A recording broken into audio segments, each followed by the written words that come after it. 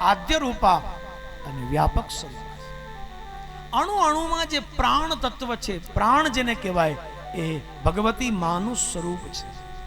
આમ જુઓ ને સજ્જનો, તમને કદાચ નવાઈ લાગશે, પણ દેવી ભાગવતની દ્રષ્ટિએ આ દુનિયામાં સજીવ કંઈ જ નથી, બધું જ મુર્દા છે, બધું જ મળેલું છે. તમે અને હું પણ આમ જુઓ, ભલે આપણે કહેવાય છીએ જીવતા, અસલમાં જીવતા નથી, મૃત્યુ છે, મળદા છે. જો એને અર્થ સમજો.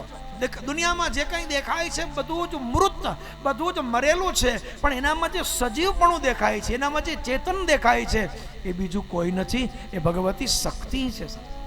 શક્તિનો પ્રવેશ થાય એટલે આપણને એ ચેતન લાગે, આપણને જીવતું લાગે, હાલતું ચાલતું બોલતું લાગે. હકીકતમાં એ જીવતું ચાલ જે દેખાય છે એ માનો પ્રવેશ છે. એટલા માટે પણ જુઓ, જ્યારે મા એમાંથી વિદાય થઈ જાય, આ શરીરમાંથી ચેતન ચાલ્યું જાય, શક્તિ વહી જાય, પછી આના હાથ, આના પગ, આનું આ શરીર કાંઈ કામ નથી આવતું. પછી એને બાળવા સિવાય બીજું કોઈ કામ ન થઈ શકે. જે માણસનું મૃત્યુ થાય, એના હાથ એવા ને એવા, પગ એવા ને એવા, શરીરના અંગ એવા ને એવા, છતાં એ નકામું શા માટે? પછી એને બાળી શું કામ નાખવામાં આવે? એની કોઈ કિંમત એટલા માટે નથી. એનો અર્થ એ છે કે એ શરીરમાં જે શક્તિ હતી એ ચાલી ગઈ.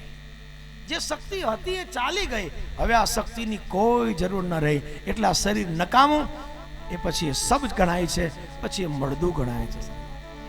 એટલા માટે સજ્જનો, જગતમાં વ્યાપક જે શક્તિ છે એના માટે એને પ્રણામ કરતા કેવું છે કે જે ચેતન રૂપે છે. આપણું એક અસલ દેશી ભજન એમાં પણ આવે ના, ચેતન હારા નર ચેતી જાજો ભાઈ જાવું છે નિર્વાણ. એ જ જાવું છે એ નિર્વાણી, અને આત્માની કરી લેને ઓળખાણી. ચેતન હારા ચેતી હાલો ભાઈ જાવું છે નિર્વાણ. એકવાર જાવું પડશે ભાઈ. તું તારામાં ચેતનને ઓળખી લેજે. આ તું નથી કરતો, તારામાં રહેલું ચેતન કરે છે. આ ચેતનને ઓળખ, નહીંતર રહી જશે, પછી પસ્તાવો થશે.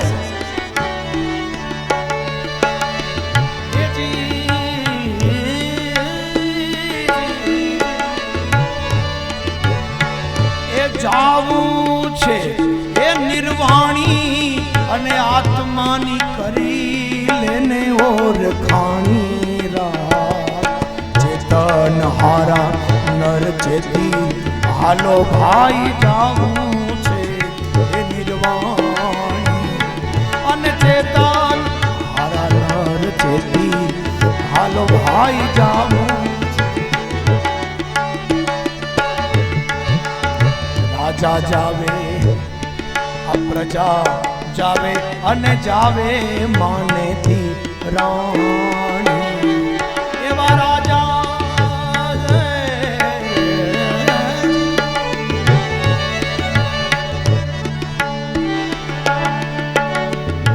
તમને ખબર હશે, આ દેશી ભજન આપણું ધાંગધ્રાના રાજા થઈ ગયા અમરસંગ. ધાંગધ્રામાં રાજા થઈ ગયા અમરસંગ. આ અમરસંગ રાજાની રચેલી રચના, એનું ભજન છે. રાજા બોલ્યા કે એકવાર બધાએ જવું પડે. રાજા હોય, પ્રજા હોય, રાણી હોય, અરે નીચે પગ ન મૂકતી હોય, પાલખીમાં જ બેસતી હોય એવી રાણીઓને જવું પડે. દુનિયામાં ગમે માણસ આ પૃથ્વીમાં જન્મીને આવ્યો, એને ગયા વગર છૂટકો નથી, કારણ કે એનું ચેતન હાયલું જાય પછી ખલાસ. રાજા જાવે, આ પ્રજા જાવે, અને જાવે માનેતી રાણી. અને રાજા અમર સંગ બોલિયા, એ રાજા અમર સંગ.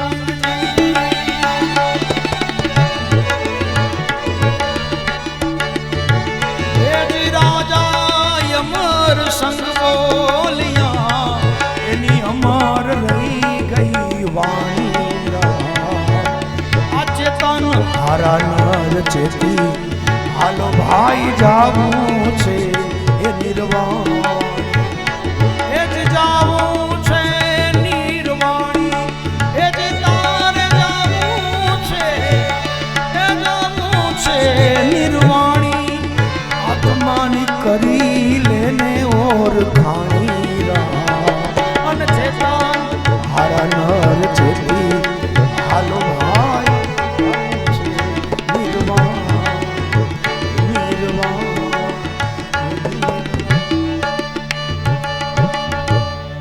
પ્રમાણ આપ્યું છે સજનો, દુનિયામાં જે કંઈ ચેતન છે એ માના આશીર્વાદ, માની કૃપા, બાકી બધું જ મળદું છે.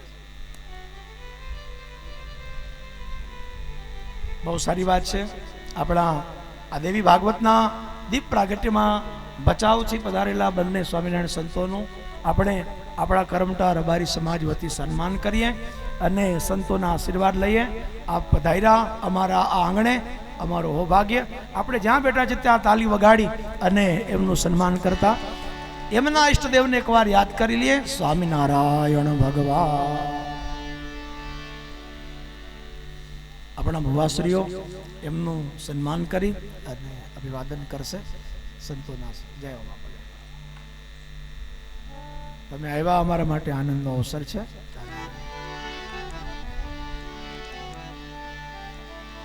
શ્રી વરાવીને સજ કરું હરિ આવો ને, હાલો શ્રી સજ કરું.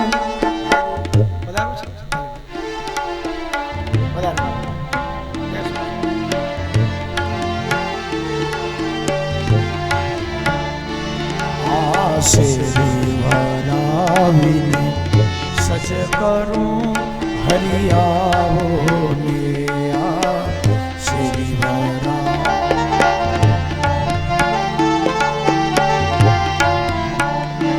આંગણીએ પથરાવું ફૂલ એ પ્રભુ ઘરે આવો ને, એ મારા આંગણીએ પથરાવું ફૂલ પ્રભુ ઘરે આવો.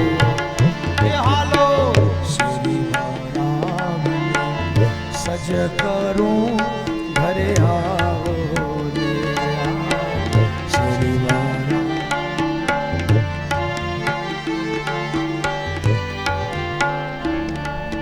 એક ઉભા રહ્યો. મારે તમને એક સવાલ પૂછવો છે. તમે બધા હા પાડો તો પહેલેથી એક તમને સવાલ પૂછું. તમે કયો તો પૂછો. હા, તમને પૂછીને પૂછું છું. હા, તમને એક સવાલ મારે એ પૂછવો છે કે ભગવાને જે આ કાયા આપી, ભગવાને જે આ શરીર આપ્યું આપણને, તો એની અંદર આ હાથ શું કામ આપ્યા છે? શું કામ આપ્યા છે? મને તમે વિચારીને જવાબ આપો. તમે બધા તો જ્ઞાની છો, માતાજીના ભગત છો, માના ખૂબ આશીર્વાદ છે. આ ભગવાને આપણને હાથ આપ્યા, હું ખાલી ખાવા માટે આપ્યા, કામ કરવા માટે જ આપ્યા, કોકારે બછંબછી કરવા, શું કામ આપ્યા? શેના માટે હાથ આપ્યા? મને જરાક જવાબ તો આપો. અને મારો સવાલ બીજો એ છે કે આવા નવા સરસ હાથ આવતા જન્મમાં પાછા જોતા હોય તો શું કરવું પડે? કે ભગવતી આવા નવા હાથ બીજા જન્મમાં આપે, નહીતર હાથ ના આપે, બે પગ વધારી દે, બે છે ને બે બીજા વધારી દે. એટલે હવે તમારે આવતા જન્મમાં બે જોઈ છે કે 4? તમે નક્કી કરી લેજો, તમારા ઉપર છે બાપા. માએ હાથ આપ્યા છે પણ તાલી એટલા માટે વગાડો કે માં રાજી થાય અને આપણને આવા નવા હાથ જન્મ જન્મ આપતી રહે. એટલા માટે પ્રેમથી શેરી વરાવીને સજ કરું હરિ આવો ને, શેરી વરાવીને સજ કરું.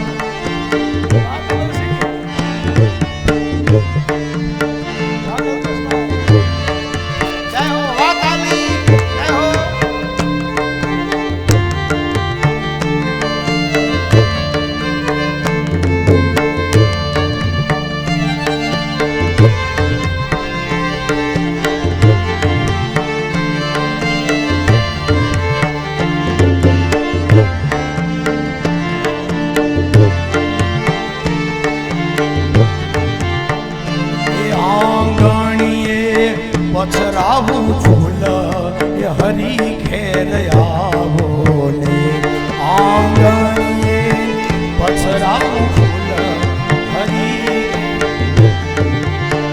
એ હાલો શેરી વરાવીને સજ કરું હરી આવો ને, શેરી હાલો સજ કરું.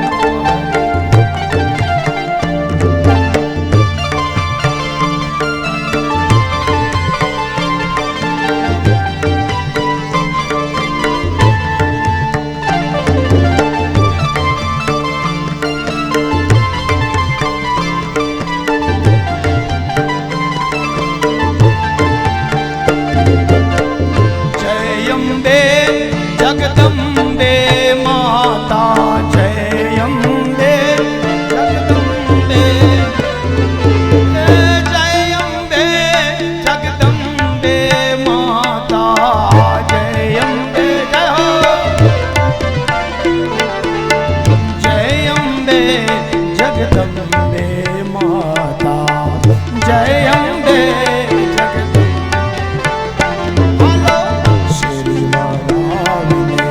સજ કરું હરિયાવો સજ કરું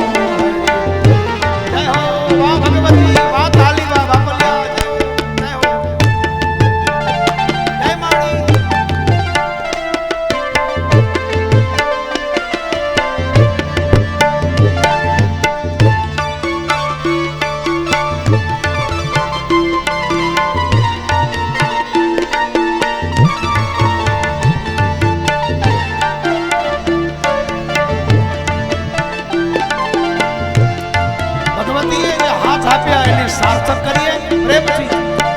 જય મહાકાલી પરમ દયાલી જય મહાકાલી પરમ હે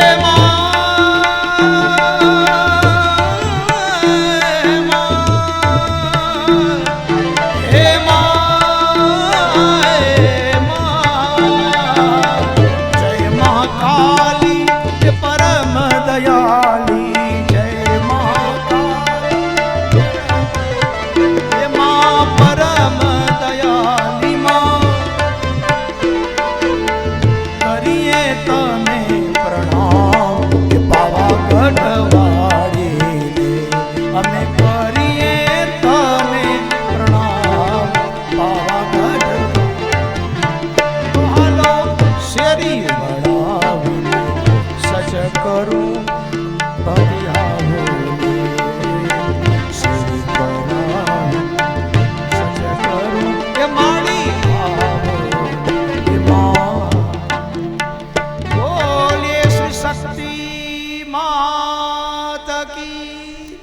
ભગવતી વાકોલમાં. તો આપણે કથા એ સાંભળતા હતા કે દેવી ભાગવતમાં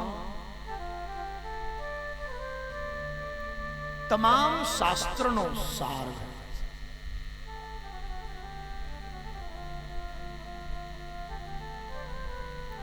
વ્યાસજી આટલા પુરાણ રચ્યા, એની અંદર દેવી ભાગવત એક એવું શાસ્ત્ર છે કે જેની અંદર તમામ શાસ્ત્રનો સાર છે. આપણે હમણાં ચર્ચા કરી ગયા, એમાં ચાવી છે. ચાવી, ઘર મળે પણ ચાવી ન મળે તો ઘરમાં આપણે કેમ પ્રવેશ કરીએ? કેમ પ્રવેશ? એમ સજનો આ બ્રહ્માંડના જે અકળ રહસ્ય છે, જે આપણને ખબર નથી પડતી, એને જાણવાની જો કોઈ ચાવી હોય તો માની કથા ભગવતી ભાગવત એટલે આ દેવી ભાગવત. આપણે ત્યાં બે ભાગવત પ્રખ્યાત છે. એક જેમાં કનૈયાની કથા, કાનુડાની કથા આવે છે, એ વિષ્ણુ ભાગવત કહેવાય, અને બીજું છે આ ભગવતી ભાગવત, દેવી ભગવતી. હું એટલું કહી શકું કે આમાં શક્તિને આગળ રાખી છે અને શક્તિમાન પાછળ રહ્યા છે. રામાયણમાં રામ પ્રધાન છે, પણ રામાયણમાં રામની જે શક્તિ એટલે સીતા એને પાછળ રાખી છે. આગળ રામ, પાછળ સીતા છે. રામાયણમાં રામ મુખ્ય છે અને એની જે શક્તિ છે ભગવતી સીતા એને ગૌણ એટલે પાછળ રાખી. ભાગવતમાં કૃષ્ણ આગળ છે, પણ કૃષ્ણની જે શક્તિ છે રાધા એને ગૌણ એટલે પાછળ રાખ્યા છે. પણ દેવી ભાગવતમાં શક્તિ આગળ છે અને ભગવાન પાછળ છે. દેવી ભાગવત એટલે ક્રમ ઉલટો થયો. અહીંયા સીતા પહેલા છે, રામ પછી છે. રાધા પહેલા છે, કૃષ્ણ પછી છે. માં ઉમિયા, માં ભગવતી પાર્વતી પહેલા છે અને ભોળાનાથ મહાદેવજી પછી. એનું નામ દેવી ભાગવત છે. માનો મહિમા મુખ્ય છે, માનો મહિમા પ્રધાન છે અને પછી બધા જ દેવતાઓનો મહિમા આપ્યો છે. એવી આ દિવ્ય ભાગવત એટલે દેવી ભાગવત છે. યાદ રાખજો, એક અક્ષરનો શબ્દ હોય, માત્ર એક અક્ષરનો શબ્દ આ દુનિયામાં તો બે જ છે. એક છે ઓમ અને બીજો છે માં. એક ઓમ અને બીજો છે માં.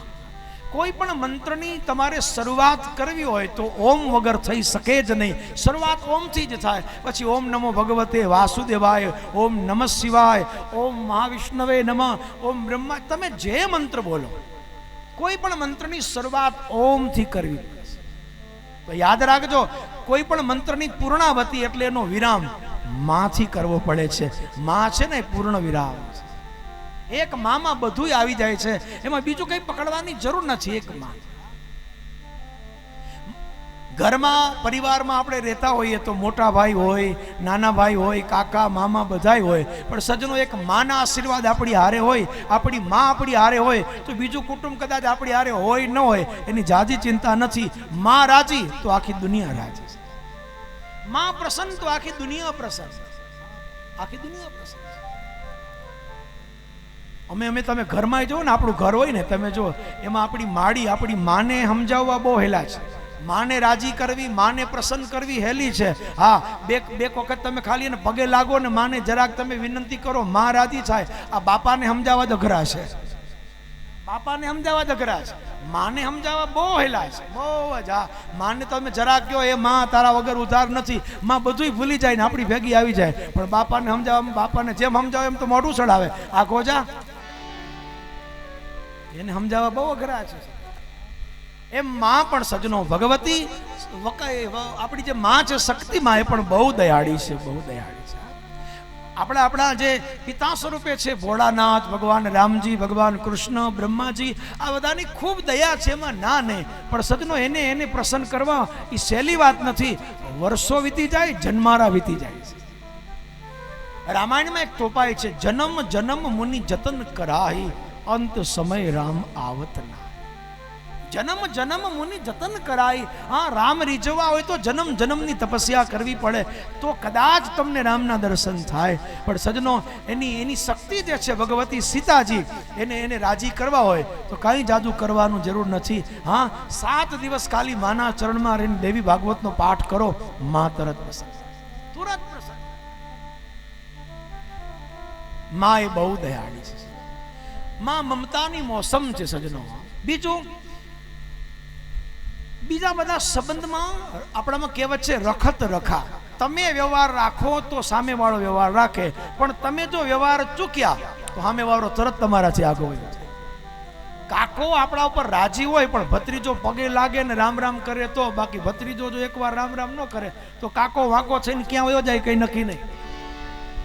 મામો આપણા ઉપર રાજી ખરો, પણ તમે એને મામાને બરાબર માન આપો તો, બાકી મામાને રિહાતા વાર ન લાગે. દુનિયામાં બધા જ સંબંધ એવા છે કે રખત રખા. તમે રાખો તો રાખે, બાકી તમે જરાક ચૂક્યા તો ખલાસ. માણસ તરત સંબંધ કાપી નાખે, મોઢું બગાડી નાખે અને એ તરત વ્યવહાર કાપી નાખે. પણ સજનો, માના કેટલા અપરાધ આપણે કરીએ છીએ, માના કેટલા ગુનાઓ કરીએ છીએ, માને કેટલી વાર આપણે નારાજ કરીએ છીએ. અરે માને ન ગમે એવું ઘણી વાર કરીએ છીએ, પણ તો એ માં છે એ કોઈ દિવસ નારાજ નથી થતી અને નથી થતી. કારણ કે એ જનની છે, એ માં છે. એ કોઈના દોષ નથી જોતી, દોષ નથી જોતી. ગંધારા દીકરાને માં ખોળામાં બેસાડશે, બાપની બેસાડશે. કોઈ છોકરો જરા કે નાયા વગરનો મેલા ઘેલા કપડા વાળો હોય, નાનકડો, ભલે એનો ને એનો છોકરો છે, પણ જો મેલો ખેલો હશે ને તો બાપ કહે, જા પેલા નાયા આવ, કપડા બદલી આવ. આવું ગંધારો થઈને આટા મારે છે. બાપ એને અડધું જ કરશે, આ ગંધારો થઈને હું તને નહીં બેહાડું, આગો જા. ગંધારા દીકરાને બાપ ખોળામાં નહીં બેસાડે. માં ગમે એવો હશે તો પણ એને ખોળામાં બેસાડશે. મારો બાપલિયો, મારો દીકરો. અને એને શુદ્ધ, એને ચોખ્ખો કોણ કરશે? એની માં કરશે. સજનો, આ મનુષ્યની માં અને જે મંદિરમાં બેઠી છે ને આપણા સૌની જગત જનની, આખી દુનિયાને ચલાવનારી, આ જગત આખાની જે માં, હા, આવું એની બેયની વાત કરું છું. ગંધારો દીકરો એટલે ખાલી આપણે જેને કપડાથી ને શરીરથી જોઈએ એનું નથી કહેતા, પણ જેનામાં દુર્ગુણ હોય, જેનામાં દોષ ભર્યા હોય, જેનામાં ન કરવાના કામની મનોવૃત્તિ પડી હોય, આ ઓલી માના દ્રષ્ટિએ આ ગંધારો દીકરો છે. જે ખરાબ કામ કરે છે, હારા વિચાર નથી કરી શકતો, પણ તોય એને બીજા કોઈ અપનાવશે નહીં, આ માં અપનાવશે કે જેવો તેવો પણ મારો છોકરો છે, મારો દીકરો છે, તું મારા શરણે આવ, હું તને સુધારીશ. તારામાં દોષ છે, તારામાં દુર્ગુણ છે, તું ન કરવાના કામ કરે છે, પણ તોય તું મારો છે, મારું પંડ છે, હું તને અપનાવીશ. આજ નહીં તો કાલ તને હું સુધારીશ. બાપ જલ્દી નહીં સુધારે. બાપ એમ કે પેલા સુધરી ના આવ પછી અહીંયા આવજે, બાકી આ ગોજા. તો સંસારમાં પણ આવું જોવા મળે, જગતમાં પણ આવું જોવા મળે, અને આ માના વિચારમાં પણ આવું છે. સજ્જનો, તમારા મારામાં ગમે એવા દોષ ભર્યા હશે ને, તો પણ આપણી માતા આપણો તિરસ્કાર નહીં કરે, એ આપણો સ્વીકાર કરશે, કરશે અને કરશે જ. કારણ એ માં છે, એ માં છે. એટલા માટે આપણે ત્યાં કહેવાય છે, મીઠા મધુ ને મીઠા મેહુલારેલો, આ મીઠા મધુ ને મીઠા મેહુલારેલો, પણ એથી મીઠી છે મોરી માત રે, જનનીની જોડ સખી નહીં મળે રે, આ એવી જનની જોડ સખી નહીં. જો તો ખરા કવિ કેવું સરસ બોલે, આ દુનિયામાં કેટલી મીઠાઈ છે, ફળ મીઠા, મીઠાઈ મીઠી, બધામાં મીઠાશ ભરી છે, પણ આ બધી મીઠાઈ જ્યાં નાની લાગે એવી મીઠાશ કેનામાં ભરી છે કે જનનીની જોડ સખી નહીં મળે રે, આ જનનીની જોડ સખી. જેને બધાય જગત આખું જાકારો આપે, એને માં આવકારો આપે છે કે ભલે તને દુનિયા ચરછોડે, હું નહીં ચરછોડું, હું તારી માં છું, હું તારા કુળની કુળદેવી છું, હું તારા પરિવારની રક્ષણહાર છું, તારા સુખ દુઃખની હામી છું, તારા સુખમાં હું છું, તારા દુઃખમાં દુનિયા ઉભે કે ન ઉભે, ત્રિશુલ વારી તારી હારે ને હારે છે. તારા દુઃખમાં દુનિયા ભલે તને તરછોડે, હું નહીં છોડું, કારણ કે હું તારી માં છું. જનનીની જોડ સખી નહીં મળે. કવિ તો ત્યાં સુધી બોલ્યા કે દુનિયામાં ગંગા ઈ માં છે, ગંગા નદીને આપણે માં કહી, પણ જો આ માં છે ને, ભલે ગંગા ઈ માં કરી, પણ આપણી આ માં પાસે તો ગંગા ઈ નાની પડે, હો, ગંગા ઈ નાની પડે. હા, એટલે કવિએ શબ્દ વાપર્યા કે ગંગાના નીર તો વધે ઘટે રે, આ ગંગાના નીર તો વધે. ભલે ગંગા જગત જનની તરણ તારણી, આપણામાં એક કચ્છી ભાષાનો દો છે ને, હેકડ કટકો હાડરો તટ ગંગામાં જાય, એની 71 પેઢી માય કોઈ ભૂત ન સર્જે ભાગીરથી. આ શરીરના હાડકાનો એક ટુકડો ગંગાજીમાં જાય ને તો કોઈ ભૂત ન થવા દે. એ ગંગાજીનો પ્રતાપ, એ ગંગાજીનો મહિમા છે. ગંગા કાંઠે જાય પંગોદી કે પાણી પીવે, તો માનવી આરામ આય કોઈ ભૂત ન થઈએ ભાગીરથી. આ ગંગાજીના 14 દોહા કયા છે મેઘાણીએ? 14. હા, દેવી ભાગવતમાં ટાઈમ મળશે ને તેથી 14 દોહા ગાવા છે એકવાર. 14 દોહા લખ્યા છે માં ગંગાજીના, બહુ સરસ. એક જ હેકડ કટકો હાડરો અને ત્રઠ ગંગામાં જાય રે, આયની 71 પેઢીમાં એ કોઈ ભૂત ન થાય ભાગીરથ. એ ગંગા કાંઠે જાય, જે ગંગા કાંઠે જાય અને પંગોદી કે પાણી પીવે, તો માનવી આરામાય. આ જેના ભાગ વડા ભાગીરથી, એ જેના ભાગ. 14 દોહા લખ્યા મેઘાણી એના સાહિત્યમાં. પણ સજનો, આ ગંગા જગતને તારનારી ભલે કઈ, પણ તોય આ આપણી સખતમાં, આ આપણી વાકલમાં એની પાસે કદાચ ગંગા નાની પડે. શું કામ? ગંગાની એક તકલીફ છે. શું? ગંગાના નીર તો વધે ઘટે રે, ક્યારેક વધે, ક્યારેક ઘટે, ક્યારેક પૂર આવે, ક્યારેક હુકાઈ જાય, ક્યારેક પ્રવાહ આવે, ક્યારેક એટલો બધો આવે ચોમાસામાં ગામના ગામ તાણી જાય, કોકના મોલ બગાડી નાખે, કોઈના વાડી ઉજાડ કરી નાખે, પશુ પક્ષીઓને તાણી જાય, એનામાં નીરમાં વધારો થાય, ક્યારેક ઘટાડો થાય. પણ આ માના પ્રેમમાં, આ માની મમતામાં વધારોય નહીં, ઘટાડોય નહીં, એક ધારો એનો પ્રેમ છે. એટલે કવિ બોલ્યા કે સરખો એ પ્રેમનો પ્રવાહ રે, જનનીની જોડ સખી નહીં મળે. આ સરખો એ પ્રેમનો એ પ્રવાહ રે, અમારી જનની જોડે સખી. માટે મીઠા મધુને મીઠા મેહુલા,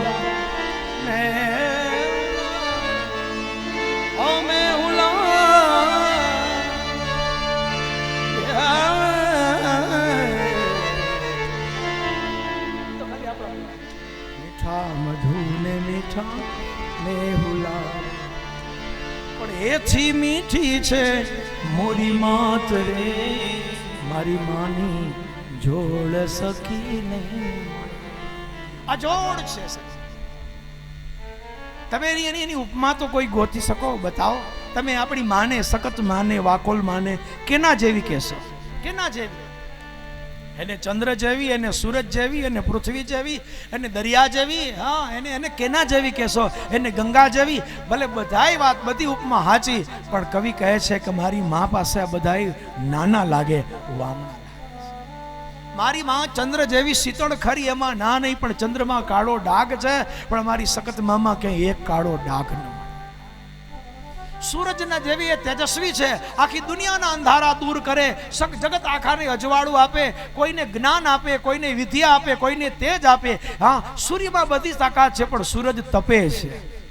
સૂરજની બાજુમાં જઈ ન હકાય, સૂરજના પગ પકડી ન હકાય. હા, અરે પગ પકડવાની ક્યાં વાત કરો, આટલો દૂર છે.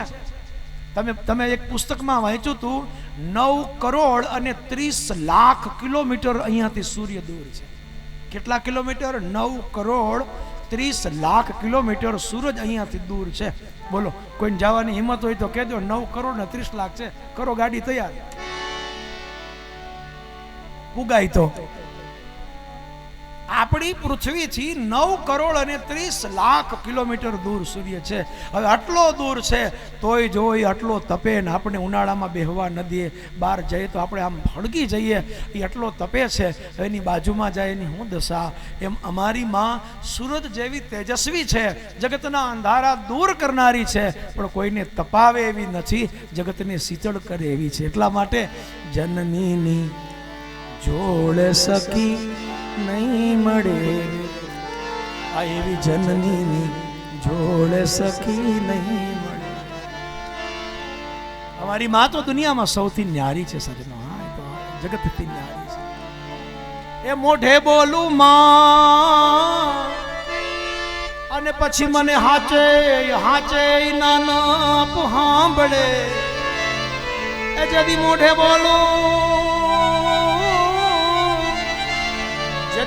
બોલું મામા જ રે, અને મને હાચે નાના સાંભળે.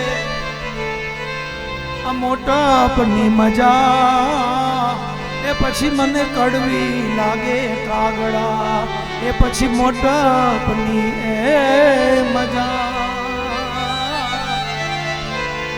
અમને કડવી લાગે કાગડા.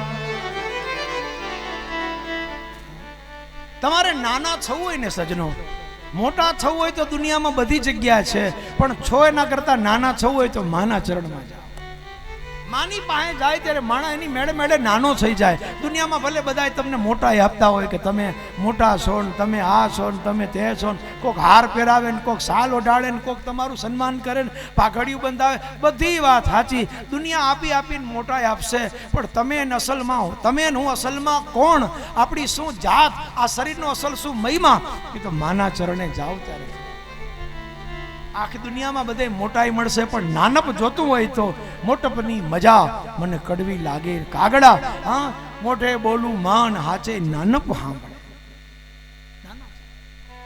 એક વાત કહું, આખી દુનિયામાં બધાને મોટાઈ જોઈ છે, બધાને મોટાઈ જોઈ છે. હા, પણ સમજી લેજો, મોટા થવું હેલું છે, નાના થવું જ અઘરું છે.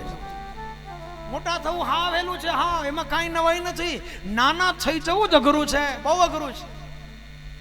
ઓમે તમે જુઓ ને, ઓમે આપણા જીવનમાં તમે જુઓ, નાના ક્યારે થવાય? આપણા લગ્ન થાય, આપણે ત્યાં છોડી એટલે દીકરીનો જન્મ થાય, આ દીકરી જવાન થાય, મોટી થાય, પછી એના લગ્ન કરો, કન્યાદાન કરો, અને એ છોકરી પરણીને જાય ને એના ઘરે જેથી સંતાન છોકરાનો જન્મ થાય તેથી આપણી ગણતરી નાનામાં થાય. ત્યાં તો લગભગ 50 વર્ષે પૂગી ગયા હોય, ત્યારે નાના થવાય સજનો. નાના થવું બહુ અઘરું છે. કોઈને આપણા બનાવવા સહેલા છે, કોઈના બની જવું અઘરું છે. કોઈના બની જવું, ગુરુ થવું સહેલું છે, પણ સાચા શિષ્ય થવું, હા, મનરંગા શિષ્ય થવું. એકવાર શિષ્ય થયા પછી એના ચરણમાં શીશ આપ્યા પછી કોઈ દી